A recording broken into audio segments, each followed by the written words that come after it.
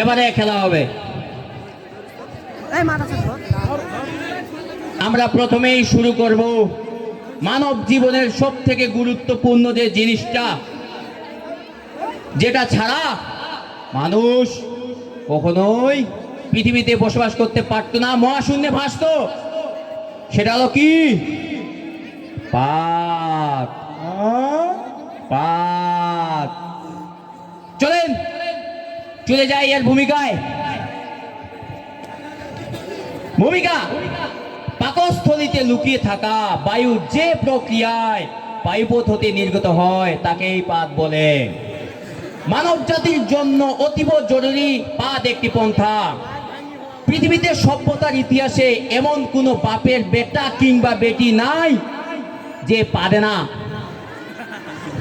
যুক্তরাষ্ট্রের president Donald Trump থেকে শুরু করে রানী এলিজাবেথ, সালমান খান, শাহরুখ খান, ক্যাটরিনা कैफ, শেখ হাসিনা, খালেদা জিয়া, শাকিব খান এবং কি আমাদের আতালো পাদে। বিশেষজ্ঞদের মতে হলো পাত চার প্রকার। একটা ঠাসপাত, ফুসপাত, একটা হলো কুইয়া পাত, একটা হলো জল পাত। চলেন আমরা প্রথমে চলে যাই ঠাসপাতে। যে পাত মানুষের আবেগ দিয়ে খেলা করে সেটাই হচ্ছে ঠাসপাত। এসব পাত সাধারণত হরেক রকমের মন মাতানো সুরের সাথে নিজেদের আগমন ঘটায়। শব্দ দূষণের অভিযোগ পাওয়া গেলেও এই পাত বেশিরভাগ সময় মানুষকে বিনোদিত করে। চলেন একটা ঘটনা দেখে আসি।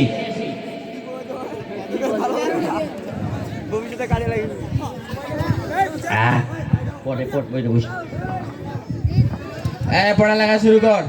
সরেও সরেয়া সরেও সরেয়া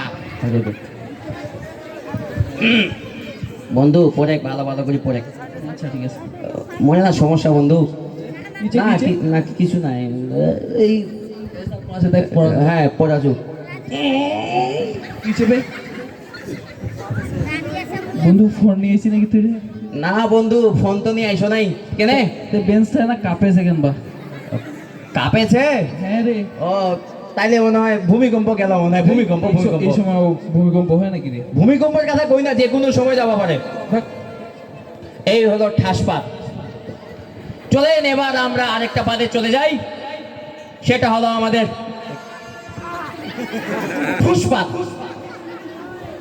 যে পাত নিজেকে মুক্ত করার জন্য বায়ুপথের কাছাকাছি এসে আকুপাকু করে শব্দ ছাড়া বের হয় তাকে ফুসপাত বলে। এসব পাদের কোনো অস্তিত্ব নেই, ধ্যান থেকে এদের অস্তিত্ব অনুভব করা যায়। এ ধরনের পাত সাধারণত পরিবেশ দূষণ করে থাকে, অনেক সময় মারামারি কাটাকাটিও সৃষ্টি করে। চলেন একটু দেখে আসি।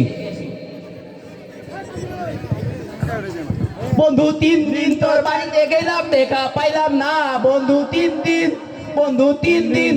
বন্ধু মুই আইসেছু না? এই থাক না, কত মজা হচ্ছে না সময়। না না মুই আইসেছু, আইসেছু আইসেছু পাইলাম। বস বস আইসেছু। ওরা বইছে এরকম কিরকম গন্ধ।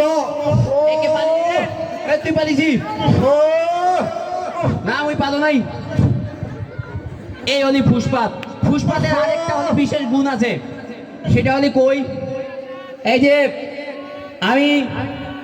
আমি বসে আছি, ধরেন আমার বিয়ে হয়েছে, আমার বউ আছে, ছেলেও আছে, সবই আছে, মেহমান আসছে, আমি বসে আছি। এখন ধরেন যে মা পা দিবা মনেছে, ফুস করে ছাড়ি দিলি।